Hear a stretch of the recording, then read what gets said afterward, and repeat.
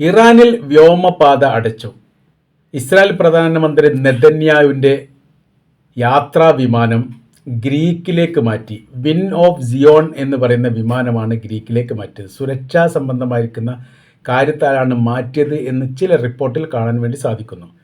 അഥവാ ഇറാൻ്റെ ഭാഷയിൽ പറയുകയാണെങ്കിൽ ഞങ്ങൾ യുദ്ധ തയ്യാറെടുപ്പ് എടുത്തു കഴിഞ്ഞിരിക്കുന്നു. തങ്ങൾക്ക് ഇനി ഏതെങ്കിലും രാജ്യത്തിൽ നിന്ന് തങ്ങൾക്ക് ആക്രമണം ഉണ്ടാവേണ്ട കാര്യം മാത്രമേ ഉള്ളൂ. പിന്നീട് തങ്ങൾ അതിനനുബന്ധമായ രീതിയിലുള്ള തിരിച്ചടികൾക്ക് വേണ്ടി എല്ലാ സൈനികർക്കും ഈ വിഷയവുമായിട്ട് ബന്ധപ്പെട്ട് നിർദ്ദേശം നൽകിയതിൻ്റെ അടിസ്ഥാനത്തിലാണ് വ്യോമപാത അടച്ചു എന്നുള്ളത്. രാജ്യത്തിൽ നിന്ന് പുറത്തേക്കോ അല്ലെ മറ്റു രാജ്യത്തിൽ നിന്ന് ഇങ്ങോട്ടോ ഒരു വിമാനം വരുന്നതുമായി ബന്ധപ്പെട്ട കാര്യത്തിൽ വലിയ നിയന്ത്രണം ഉണ്ടായി. തങ്ങളുടെ ആകാശ നിരീക്ഷണം മറ്റേതെങ്കിലും രാജ്യങ്ങൾ നടത്തുന്നുണ്ട് എന്ന് തങ്ങൾക്ക് ബോധ്യമായാൽ ആ വിമാനത്തെ വെടിവെച്ചിടും അല്ലെ ഡ്രോണിനെ വെടിവെച്ചിടും എന്നുള്ളൊരു പ്രസ്താവനയും പുറത്ത് വന്നിരിക്കുകയാണ്. നെതന്യാഹുവിനെ സംബന്ധിച്ചിടത്തോളം അദ്ദേഹത്തിൻ്റെ സുരക്ഷയുമായിട്ട് ബന്ധപ്പെട്ട കാര്യത്തിൽ ഇതിന് മുൻപും വലിയ രീതിയിലുള്ള വീഴ്ചകളുണ്ടായിരുന്നു. അതുകൊണ്ട് തന്നെയാണ് വിങ് ഓഫ് സിയോൺ എന്ന് പറയുന്ന അദ്ദേഹത്തിൻ്റെ യാത്രാ വിമാനം ഗ്രീക്കിലേക്ക് മാറ്റിയതായിരിക്കുന്ന റിപ്പോർട്ട് പുറത്തു വന്നത്. ഗസ വിഷയവുമായിട്ട് ബന്ധപ്പെട്ട് മൂർച്ചയുള്ള യുദ്ധത്തോടനുബന്ധിച്ചാണ് 3 തവണ ഇസ്രായേൽ പ്രധാനമന്ത്രി നെതന്യാഹുവിനെ ലക്ഷ്യം വെച്ചുകൊണ്ട് മിസൈൽ ആക്രമണവും ഡ്രോൺ ആക്രമണവും നടത്തിയിട്ടുണ്ട്. അതിൽ യഥാർത്ഥത്തിൽ പരിഭ്രാന്തി ആയിട്ടുണ്ട്. അന്നത്തെ ഇസ്രായേൽ പ്രധാനമന്ത്രി പരിഭ്രാന്തനായിക്കൊണ്ട് ഈ രാജ്യത്തിൻ്റെ ആ ഭാഗത്ത് നിന്ന് അദ്ദേഹത്തിൻ്റെ താമസ വീട്ടിൽ നിന്ന് മാറി മറ്റൊരു ഭാഗത്തേക്ക് താമസം മാറ്റിയിരിക്കുന്ന വിവരം അന്ന് പുറത്തു വന്നു. അതിനോടനുബന്ധിച്ച് ഇപ്പോൾ അവിടുത്തെ ജെറുസലേം പോസ്റ്റ് പറയുന്നത് ഇങ്ങനെയാണ്: സ്വാതന്ത്ര്യം നേടിയതിനു ശേഷം 1948 സ്വാതന്ത്ര്യത്തിന് ശേഷം ഒരു ഇസ്രായേലിൻ്റെ പ്രധാനമന്ത്രി ഭയപ്പാട് കൊണ്ട് മറ്റൊരു ദേശത്തേക്ക് അല്ലെങ്കിൽ മറ്റൊരു വീട്ടിലേക്ക് മാറേണ്ട ഒരു ഗതികേട് ഇതിനു മുൻപൊന്നും ഉണ്ടായിട്ടില്ല എന്ന തരത്തിലുള്ള റിപ്പോർട്ടും പുറത്തു വന്നിരുന്നു. പിന്നീട് അത് പത്രം നിഷേധിച്ചു എന്നൊക്കെ പറയുന്നു. 2024 ഒക്ടോബർ 19 ഹൈഫ ജില്ലയിലുള്ള ഇസ്രായേൽ പ്രധാനമന്ത്രിയുടെ വേനൽക്കാല വസതിയിലേക്ക് ഹിസ്ബുള്ള ഗ്രൂപ്പ് 3 ഡ്രോൺ ആക്രമണം നടത്തിയത്. അതിലൊന്ന് അദ്ദേഹത്തിൻ്റെ വീടിൻ്റെ ചുവരിൽ പതിക്കുകയും വീടിൻ്റെ ഭാഗം തകരുകയും ചെയ്തു. ആ സമയത്ത് അവരും കുടുംബവും ഇല്ലായിരുന്നു. ഇപ്പോൾ അവിടുത്തെ ഈ കാവൽക്കാരന് പരിക്കേറ്റിരിക്കുന്ന വിവരം അന്ന് പുറത്തു വന്നിരുന്നു. ആദ്യം മരണപ്പെട്ടു എന്നായിരുന്നു പറഞ്ഞത്, പിന്നീട് പരിക്കാനുള്ളത് എന്ന റിപ്പോർട്ടും പുറത്തു വന്നു. 2024 നവംബർ 17 രണ്ടാമത്തെ ഒരു ആക്രമണം ഉണ്ടായി. ഈ ആക്രമണം അതിശക്തമായിരിക്കുന്ന ആക്രമണമായിരുന്നു.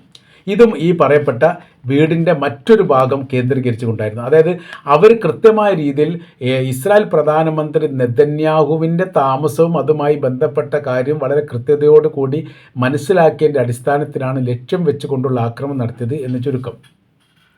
4 വീടെങ്കിലും അദ്ദേഹത്തിന് ഉണ്ട് എന്നാണ് കണക്കാക്കുന്നത്. ഈ 4 വീടും ഈ പറയപ്പെട്ട പോരാളികളുടെ ലിസ്റ്റിൽപ്പെട്ടതാണ് എന്നും പറയുന്നു.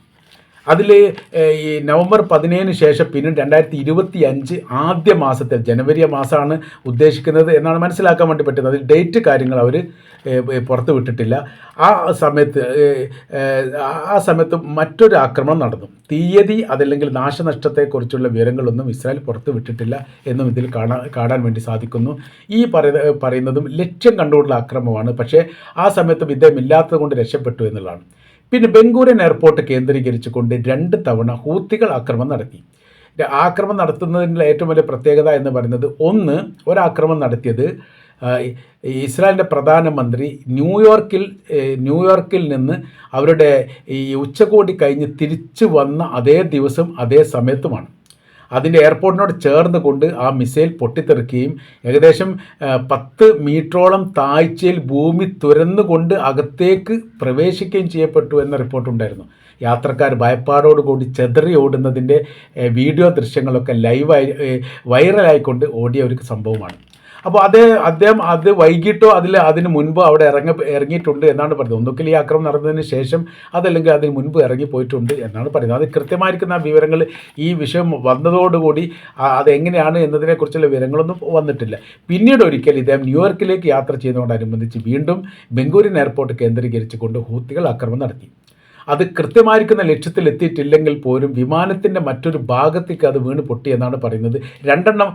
2 മിസൈലാണ് വിട്ടത്. അതിൽ 1 പൊട്ടി എന്ന് പറയുന്നു. 1 ആകാശത്ത് വെച്ച് തന്നെ പ്രതിരോധ സേനകൾക്ക് തകർക്കാൻ വേണ്ടി സാധിച്ചു എന്ന റിപ്പോർട്ടും പുറത്തു വന്നു. ഇപ്പോൾ ഇതിൽ നിന്ന് മനസ്സിലാക്കേണ്ട കാര്യം, യഥാർത്ഥത്തിൽ ഇസ്രായേലിൻ്റെ പ്രധാനമന്ത്രി ക്യാബിനറ്റ് മന്ത്രിമാരെ ബന്ധപ്പെട്ട സൈനിക മേധാവികൾക്കൊന്നും സുരക്ഷിതത്വമില്ല അല്ലെങ്കിൽ സുരക്ഷാ സംബന്ധമായിരിക്കുന്ന പേടി ഉണ്ടായിരിക്കുന്നു എന്നുള്ളതാണ്. ഇറാന് നേരെ ആക്രമണം നടത്തിയാൽ പിന്നീട് അവർ അറ്റ കൈയായിരിക്കും പ്രയോഗിക്കുക. കാര്യം എന്ന് പറഞ്ഞാൽ സർക്കാർ വീഴുമോ ഇല്ലേ എന്നുള്ളതല്ല, അവരുടെ കൈവശത്തിലുള്ള അത്രയും ആയുധങ്ങളും അതിൻ്റെ സംവിധാനങ്ങളും ഉപയോഗിച്ചുകൊണ്ട് ശത്രുവിനെ ഇല്ലാതാക്കുന്ന പ്രവൃത്തി അവർ ചെയ്യാൻ സാധ്യതയുണ്ട്. ഇസ്രായേലിൻ്റെ സ്വഭാവം വെച്ച് നോക്കുന്ന സമയത്ത് സമാനമായ രീതിയിൽ തിരിച്ചടി ഉണ്ടാവും എന്നും റിപ്പോർട്ടിൽ കാണുന്നു. ഇസ്രായേലിനെ സംബന്ധിച്ചിടത്തോളം അവർ ചെയ്യാറുള്ളത്, ഒരു യുദ്ധം ഉണ്ടാവുകയാണെങ്കിൽ ആ യുദ്ധത്തിൻ്റെ ആദ്യത്തെ സമയം എന്ന് വെച്ചാൽ യുദ്ധം നിശ്ചയിക്കുന്ന സമയത്തിന് മുന്നോടിയായിട്ട് തന്നെ പരമാവധി ആക്രമണം നടത്തുക എന്നുള്ളത് അവരുടെ തന്ത്രത്തിൻ്റെ ഭാഗമായിട്ട് അവർ ചെയ്യാറുള്ളതാണ്. 125 യുദ്ധവിമാനം അല്ലെങ്കിൽ 100 യുദ്ധവിമാനം അവരുടെ കൈവശത്തിലുണ്ടെങ്കിൽ 75-80 വിമാനം അല്ലെങ്കിൽ 90 വിമാനങ്ങൾ ഒരേ സമയത്ത് ഫസ്റ്റ് ഘട്ടത്തിൽ തന്നെ ആക്രമണത്തിന് പോകും. അതോടുകൂടി ശത്രുവിനെ ഭയപ്പെടുത്താൻ വേണ്ടി സാധിക്കും എന്നുള്ളതാണ് അവരുടെ തന്ത്രം. പല യുദ്ധത്തിലും അവർ വിജയിച്ചത് അതാണ്. കാര്യം 1967 പരീക്ഷണമാണ് അവർക്ക് 100% വിജയമുണ്ടാക്കി കൊടുത്തത്. അവരുടെ കൈവശത്തിൽ അന്ന് 125 യുദ്ധവിമാനങ്ങൾ ഉണ്ട് എന്നാണ് പറയപ്പെടുന്നത്. അതിൽ 110 വിമാനം, അത്രയും വിമാനങ്ങൾ ഒരേ സമയത്താണ് ഈജിപ്തിൻ്റെ അതിർത്തി കയറി കൊണ്ട് ആക്രമണം നടത്തിയത്. അന്ന് 4ഓളം രാജ്യങ്ങളുടെ യുദ്ധവിമാനങ്ങൾ, യുദ്ധക്കപ്പലുകൾ, കവചിത വാഹനങ്ങൾ, സൈനിക സംവിധാനങ്ങൾ എല്ലാം ഒരുക്കൂട്ടിക്കൊണ്ട് അന്നത്തെ 11 മണി സമയത്ത് യുദ്ധം ആരംഭിക്കാൻ തീരുമാനിച്ചപ്പോൾ 8 മണി സമയത്ത് 7-ൻ്റെയും 8 മണിയുടെയും ഇടയിലാണ് അപ്രതീക്ഷിതമായിരിക്കുന്ന ഒരു ആക്രമണം ഇസ്രായേലിൻ്റെ ഭാഗത്തുനിന്നുണ്ടായത്.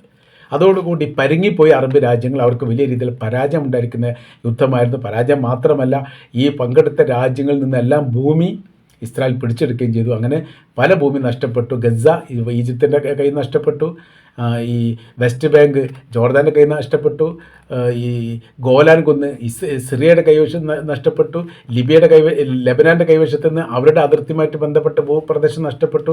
അന്ന് വരെ ഉണ്ടായിരുന്ന ഇസ്രായേലിൻ്റെ ഭൂവിസ്താരം ഇരട്ടിയാക്കാനോ ഇരട്ടിൽ കൂടുതലാക്കാനോ സാധിച്ച ഒരു വലിയ വിജയം ഉണ്ടാക്കിയിരിക്കുന്ന യുദ്ധമാണ് 1967 അറബ് ഇസ്രായേൽ യുദ്ധം.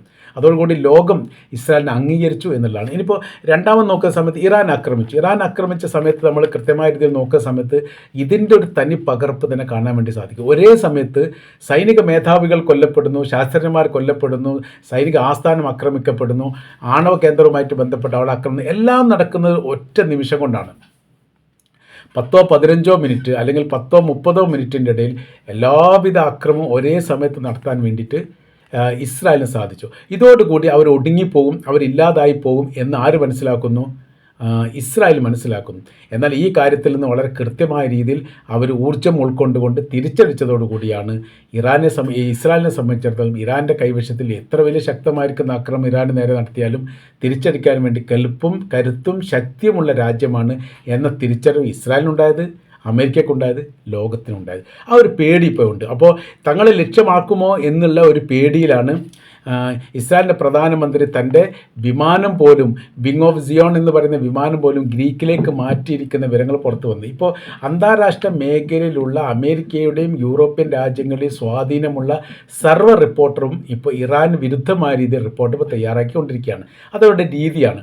യുദ്ധത്തെ ജയിക്കുക എന്ന് പറയുന്നത് ആയുധം കൊണ്ട് മാത്രമല്ല ഒരു കാലത്തും അമേരിക്ക യൂറോപ്യന്മാർ യുദ്ധത്തെ ജയിച്ചത്. എല്ലാ കഥകൾ പ്രചരിപ്പിച്ചുകൊണ്ടും കള്ളത്തരവും പൊള്ളത്തരവും പറഞ്ഞുകൊണ്ട് യുദ്ധം ജയിക്കുക എന്നുള്ളതും സോഷ്യൽ മീഡിയ പോലെയുള്ള, അത് സോഷ്യൽ മീഡിയ ഇല്ലെങ്കിൽ മീഡിയക്കാരോ പത്രക്കാരോ അതിനെ ഉപയോഗപ്പെടുത്തിക്കൊണ്ട് അവർക്ക് അനുകൂലമായിരിക്കുന്ന റിപ്പോർട്ട് തയ്യാറാക്കിയിട്ട് യുദ്ധത്തിൽ മേധാവിത്വം ഉണ്ടാക്കുക എന്നുള്ളത് എല്ലാ കാലത്തും അവർ ചെയ്യാറില്ല. ഇറാഖ് യുദ്ധത്തിൽ അത് പ്രകടമായിരുന്നു. സർവ്വ മേഖലയിൽ അവർക്ക് അനുകൂലമായിരിക്കുന്ന രീതിയിലുള്ള സംവിധാനം, അമേരിക്കയ്ക്ക് അനുകൂലമായും ഇറാഖിന് വിരുദ്ധമായിരിക്കുന്ന നിലപാട്. സദ്ദാം ഹുസൈൻ പിടികൂടുന്നതിൻ്റെ മുൻപ് തന്നെ അദ്ദേഹം കൊല്ലപ്പെട്ടു പോയി എന്ന റിപ്പോർട്ട് പോലും പുറത്തു വന്നിട്ടുണ്ട്. പിന്നീട് അദ്ദേഹത്തെ പിടികൂടപ്പെട്ടിട്ടുണ്ട് എന്നും പുറത്തു വന്നിട്ടുണ്ട്. അദ്ദേഹത്തെ കാണാനില്ല എന്ന് പറഞ്ഞ് റിപ്പോർട്ട് പുറത്തു വന്നിട്ടുണ്ട്. അതായത് ഈ സദ്ദാം ഹുസൈനെ കൃത്യമായ രീതിയിൽ അമേരിക്ക ലക്ഷ്യം വെക്കുന്ന സമയത്ത് പബ്ലിക്കിലേക്ക് ഇറങ്ങിക്കൊണ്ട് നിർദ്ദേശം നൽകാൻ പറ്റാത്തൊരു സാഹചര്യം അദ്ദേഹത്തിന് വന്നപ്പോൾ പിന്നീട് അത് ഒളിവ് സങ്കേതത്തിലായിരുന്നു പിന്നീട് അദ്ദേഹം ഉണ്ടായിരുന്നത്. അവിടെ നിന്നാണ് നിർദ്ദേശങ്ങളും അതേപോലെ തന്നെ ഈ റേഡിയോ സന്ദേശങ്ങളൊക്കെ നൽകിയിരുന്നത് ആ ഭാഗത്ത് വെച്ചിട്ടാണ്. എന്നാൽ കാണാതിരിക്കുന്ന സമയത്ത് പിന്നെന്തുണ്ടാവുന്നു? പിന്നെ അമേരിക്ക അതിൽ ഇടപെടൽ നടത്തിക്കൊണ്ട് അദ്ദേഹം കൊല്ലപ്പെട്ടു, പിടിക്കപ്പെട്ടു, നാട് വിട്ടുപോയി പല തരത്തിലും പല രീതിയിലും പ്രചരിപ്പിക്കുക എന്നുള്ളത് സ്വാഭാവികമാണ്. ഇപ്പോൾ ഇറാനുമായിട്ട് ബന്ധപ്പെട്ട വിഷയത്തിൽ 24 ചാനൽ എടുത്ത് നോക്കിയാലും 18 ചാനൽ എടുത്ത് നോക്കിയാലും മീഡിയ വൺ എടുത്ത് നോക്കിയാലും അവിടുത്തെ സുപ്രീം ലീഡറായിരിക്കുന്ന ആയത്തുള്ള അലി ഖമനേയി രാജ്യം വിട്ടുപോയി എന്ന് ഈ 3 ചാനലുകൾ വ്യത്യസ്ത സമയങ്ങളിൽ റിപ്പോർട്ടാക്കി പുറത്തു വിട്ടതാണ്. അവർ കണ്ട പോലെയാണ് അവർ പറയുക. അവരുടെ കൂടെ 20 കുടുംബാംഗങ്ങളുണ്ടായിരുന്നു. അവർ കൊണ്ടുപോയ പണത്തിൻ്റെ സംഖ്യയും റഷ്യയിലേക്ക് പോയതുമായിട്ട് ബന്ധപ്പെട്ട എല്ലാ കാര്യവും അവർ കൃത്യമായ രീതിയിൽ പല തവണ ആവർത്തിച്ച് പറഞ്ഞതാണ്. അതെല്ലാം കേട്ട ശേഷം പിന്നീട് മറ്റുള്ള രാജ്യങ്ങളും ഇതിൻ്റെ ആവർത്തനങ്ങൾ യൂറോപ്യൻ രാജ്യങ്ങളിൽ നിന്നൊക്കെ ആയിരിക്കും ആ റിപ്പോർട്ട് പുറത്തു വരുന്നത്. അതെല്ലാം കണ്ടതിന് ശേഷമാണ് ആയത്തുള്ള അലി ഖംനായി പറഞ്ഞത് ഞാൻ ഇവിടെ തന്നെ ഉണ്ട്, എങ്ങോട്ടും പോയിട്ടില്ല എന്നുള്ളത്. ഇത് നുണകൾ പ്രചരിപ്പിച്ചുകൊണ്ട് യുദ്ധത്തിൽ വിജയിച്ചെടുക്കുക എന്നുള്ളത് പല ഘട്ടങ്ങളും ചെയ്യാറുള്ളതാണ്.